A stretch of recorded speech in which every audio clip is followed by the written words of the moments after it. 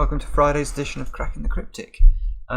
Big day for us on the channel. We've just clicked over 50,000 subscribers, which is quite extraordinary. So a huge thank you to all you guys. I think the channel a year ago was about 1,000 subscribers. So clearly we've captured some sort of zeitgeist when it comes to puzzles, and yeah, we're massively appreciative that you guys seem to like what you're watching. Now, a couple of things to mention, apart from the 50,000 subscribers, well, in relation to it, I should say, Derek Neal has sent us a puzzle, which is sort of a crossword Sudoku hybrid, and he says it's to celebrate us getting 50,000 subscribers. So he'd been keeping a tab on where we were, and he could see it was coming up. And it's an extraordinary looking puzzle. And Mark and I think what we're going to try and do is do separate videos of our attempts to solve it. And then we'll either edit them together or show them separately. But look out for that. I think it could be quite interesting. And also today's Times crossword has a monstrously high rating. Very, very difficult. So I've got Mark to record a video of him solving that. And we'll share that with you in the next day or so. But today, what was I planning to do? I was going to do Sudoku. Now, let me just find. So yeah, I wanted to take a look at this puzzle, which is coming from Gemma, and I think it looks brilliant. I mean, look at this sort of strange circular shape, and it's like two moons reflected in each other. So I mean, it certainly looks an interesting puzzle. Gemma found it very difficult, and she would like to know how to solve it. So that's what we're going to try and do. Now, if you'd like to have a go yourselves, then please do click the link under the video, and that should take you to a page that's very similar to this one, where you can have a go. And without further ado, I'm going to try and solve it. So start off by penciling in some ones there, ones here, ones at the top there, twos. Look, that gives us an immediate 1-2 pair in this central box, so let's try and use that. The 7 now becomes more important because we can lock the 7 into one of these two squares, and that means this square must be a 7 at the top.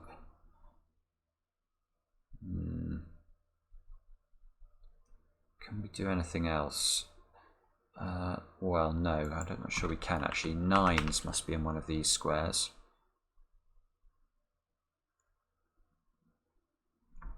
5s here, this must be a 5.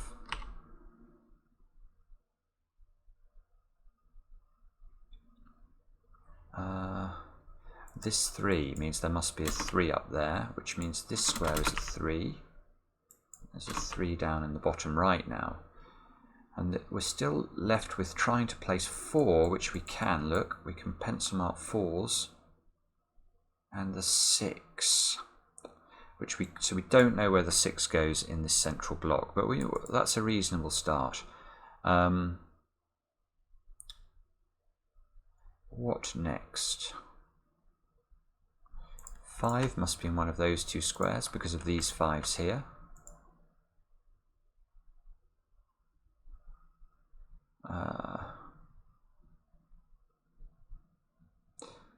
Uh-oh, seems like I'm grinding to a bit of a halt here. That's not looking good. 2s. Ah, there's something. These 6s lock a 6 into one of those two squares, and this 6 here means this square can't be a 6. I mean, that's stating the obvious, but the important thing about this square not being a 6 is it's going to lock a 6 into one of those squares. Now, let's focus on this. We have a 6 in box 3 that's locked into row 1 and row 2. And in this box, box 2, we've also managed to lock the 6 into one of these 3 squares, row 1 and row 2. So that what we're able to do in this situation is to say, where can a 6 go in this row of the grid? Well, it can't go in either of those two squares. It can't go here, so it must be in one of these two positions. Ah, yes, and now this 6 is nice. Now, it's very cool actually. This 6 here is ruling out 6 from those two squares, which means the 6 in this box must be in one of those 4 squares. And again, we're able to do the same sort of trick here, but this time on column 2 and column 3. And we're able to ask the question, where does the 6 go in column 1? It can't go here, it can't go here. And it must go in the bottom left-hand corner. Now that is nice. That's so nice that I really do want to just spend a moment staring at this, because that did seem designed to me. Or we might have children issues in a sec. 1 second. I think it's okay. 8s. Look, these 8s lock an 8 into one of those squares. That means there's an 8 down there. Now, we couldn't have pencil marked these 8s without the 6. Yes, yes, yes. Look, now the 1s, 4s. Here we go. 1, 4, 1, 4. So we can't put 1s and 4s into those squares. So the 4, we've already pencil marked the 1 actually, but the 4 must be in one of those 3 positions. I wouldn't ordinarily pencil mark this way, but I will here because it's clearly important. 1, 4, 8, 1, 4. So now this 2 is more powerful than it was. So that must be there's a 2 there.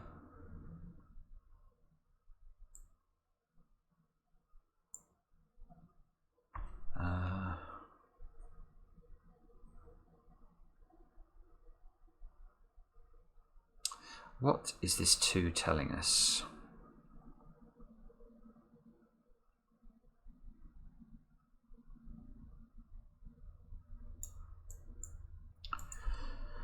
So 2 can go in one of those 3 positions. I feel like I'm missing something here. Why is that important? Oh, hang on, this square is really, if this can't be a 2, what can it be? Obviously it can be a 5, it can't be 1, it can't be 2, it can't be 3, 4, it can't be 6, it can't be 7, 8, 9, yeah, that square is a naked single now because of these 2s, so this was worth pursuing. Now, what can we do with this 5 now? 5 is locked into one of those squares.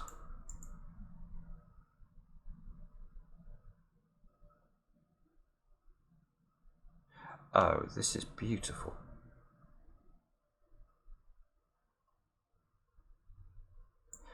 I mean, this is very clever. Look at this 5 here and this 5 here. Now, obviously they rule out 5s from these squares, so we know the 5 is in one of those 2 positions. Now, let's look at this position in particular and ask where 5 can go down column 7. Now this 5 here and this 5 here are interesting to me because this square and this square are the only 2 squares, let's do it like that, in column 7 that can take a 5. And now, whenever I get this sort of pattern, especially when I'm led to it by the nose, which is what I feel has happened here, I mean, if we go through it, that beautiful logic on the 6 has led to this triple here, which allowed the 2, which allowed the naked single. So this number feels important. Now, locking the 5 into those 2 squares is quite cool because now we can. What we need to do is to say, is there another column in the grid that has a similar restriction? Is there another column where the 5s are locked into exactly these 2 rows, row 2 and row 8? And it's very close by, but look here, look at those 2 squares. So if we go down column 6 here, you can see this 5 is ruling out this square, these 5s are ruling out these 2 squares, this 5 is ruling out these squares. So we were led to it a bit, but there is an X-wing on 5s here. And what does it mean if we know the 5s are locked into the columns in this way? Well, it means that when we look at the finished solution, let's imagine that we looked at the finished solution and this square here was a 5. Now, because there are only 2 positions in column 6 that can take a 5, we know if this is a 5 in the finished solution, this will also be a 5. But coming back to this column, let's imagine we look at the finished solution and this isn't the 5. Well, the only other square that could be a 5 is this one. And if we looked at the finished solution and saw this was a 5, we know this would be a 5. Because there are only 2 positions in column 6 for a 5. So we know here that one of these 2 squares exactly will be a 5, and one of these 2 squares exactly will be a 5. And that means that we're able to look at these rows here, and we're going to be able to eliminate 5s from all of these squares. And now this is the question. What does that tell us? Now there are some squares where this is of no use nor ornament. For example, this, I'm just going to close my door, one sec. Sorry about that. Right, I'm back. Right, so we were looking at the 5s. Now, some of these yellow squares, it doesn't matter that they can't be 5s. We could have told ourselves they wouldn't be 5s anyway. This square, that's irrelevant. This square is irrelevant. This square is irrelevant. And this square is irrelevant. So in row 2, the only square affected by the x-wing is that one. So we're going to look at that. And let's do the same thing in row 8. This square we could have said wasn't a 5 anyway. This square we couldn't have done. Right, so there are only actually 2 squares affected by the x-wing. So there is no 5 in this square. Now what does that tell us? So the options for this square up here are it can be 2, can't it? I think can't be 3, 4, can't be 5 for the reasons we've just discussed. It can't be 6, it can't be 7. Oh bother! It can be 8 and 9, I think. Let me just stare at this for a second in case there's another way of eliminating. I can't see how to do it. Let's check this one instead. So this one can't be 1, 2, 3. Can be 4. It can't be 5 because of the x-wing. Can't be 6, 7. Now this can't be 9. It can be 8. It can't be 9 because of this 9. Okay, so we've got... okay, right, there we go. Look at that. Isn't that beautiful? I mean, this... I'm sure this must be hand designed. I mean, this is just absolutely brilliant. And this is why these puzzles are... hand designed puzzles are so good, because we've been led on a logical journey that's led us to this triple. And it's just stunning. I have a little inkling, because I have been designing classic Sudokus recently, how you would go about creating this logical path, but it is very, very hard to do in a way where, you know, you don't ruin this logical path because there's a simpler way of finding it. And maybe there was a simpler way of getting here than the way I found, but I have loved this. Now let's look at this now. What does this tell us? So we need to place in the rest of this row now. We've got 2, 3, 5, 7 and 9. Oh well, okay, this square can only be a 3 now because it can't be a 2, 5, 7 or a 9. So that square's a 3. Oh, this is going to break it open now. This now it must be a 3. This is a 7. This is a 4. Therefore, this is a 6. Now, can we go even further than that? This 3 rules out this 3, so this is a 3. Now this is a 3 and this is a 2. 3, 3. This is a 3. I think we may have done all the 3s now. 2s, 2s. Let's see what we can do using these digits we've just got in the middle here. So the 6 means there's a 6 in one of those 2 squares. The 7, is the 7 useful? Maybe not as useful. Let me just stare at this for a second. Well, I'm going to come back down here and look again at this now, because effectively I've got 6 digits in this row now. I still need to place 5, 7 and 9. So this square can only be 5 or 9. That square can only be 5, 7 or 9. And that one can only be 7 or 9.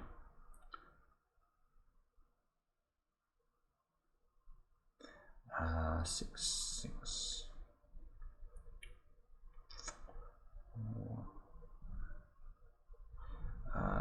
What next? 1, 2, 3.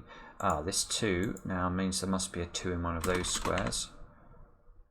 I think we could have spotted that before, or I could have spotted that before if I'd been a bit more efficient. This square must be an 8, just to complete the column. It's funny how my scanning works sometimes. I mean, that should have been completely obvious yet. I don't know if it's because I'm relatively close to the screen or something, but I just didn't see it immediately. Okay, so we still need one of these squares must be a 4. And I don't think we know anything about which one of those squares is going to be the 4. 6s we've looked at quite a lot. Let's have a look down this column now, because we've got 1, 2, 3. We need 4, 5 and 8. So this square, obviously that can be a 4 or a 5. This can be a 5 or an 8.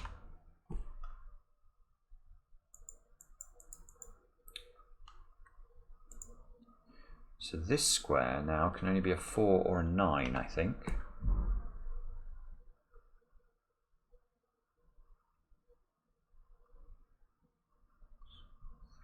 3, 5.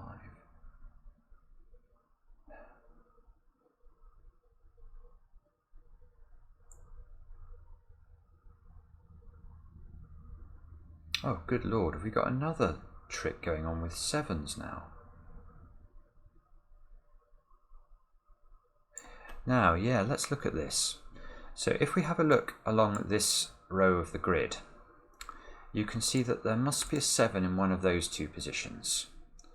Now this 7 here means that in this box, where can we place the 7?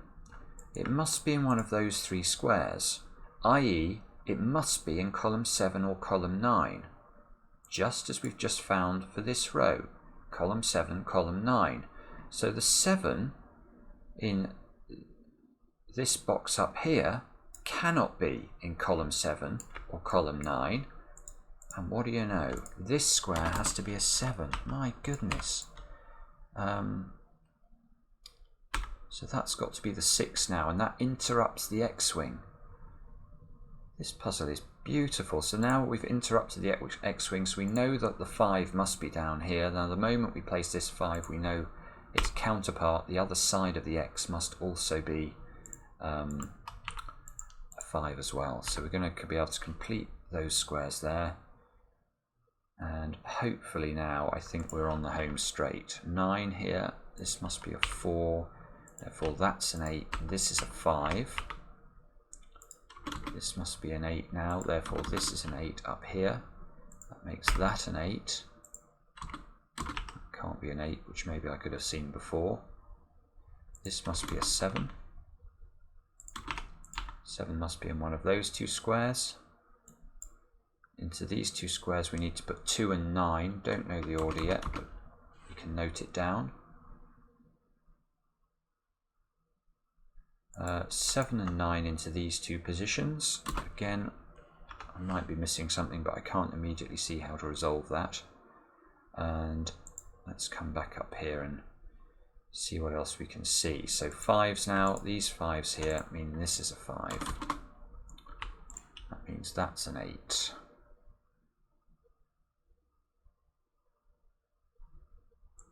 One of these 2 squares must be an 8. One of these 2 squares must be a 9.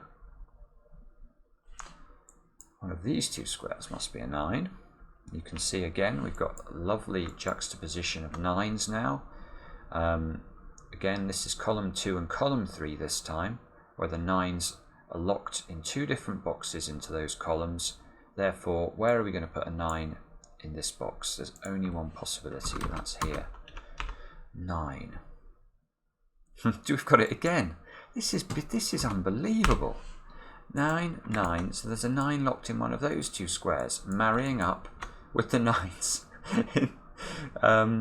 in box 9 here. So box 6 and box 9, we've locked the 9s into column 7 and column 8. So where am I going to put the 9 in this box? Well, it can't go here. So given that it can't go there, it's going to have to be that way around. Therefore, that's a 4. And again, I'm not saying that this was the only way of doing it, but I have thought the way I have found through this puzzle has been a joy to me. Now let's see if we can just finish it off without making a mess at the end. Let's put 2 in one of those squares now. This 2 fixes the 2 and 9 down here. That gives us 9, 8, 7 there. That means that's a 1. That's a 1 and a 2. That's a 2. These two squares have got to be 6 and 8. So that's the 8 there. That's the 6. That's the 6. That's the 9. That's the 9. That's the 7. 7, 1. Check. Yes. What a puzzle. What a puzzle. Thank you very much for sending that in, Gemma. That is an absolute, well, a gem of a puzzle from Gemma. Yeah, let us know what you thought. Let me know if you found a different way through it. Yeah, give it a thumbs up if you like the puzzle. I hope many of you do. And we'll be back soon with another edition of Cracking the Cryptic.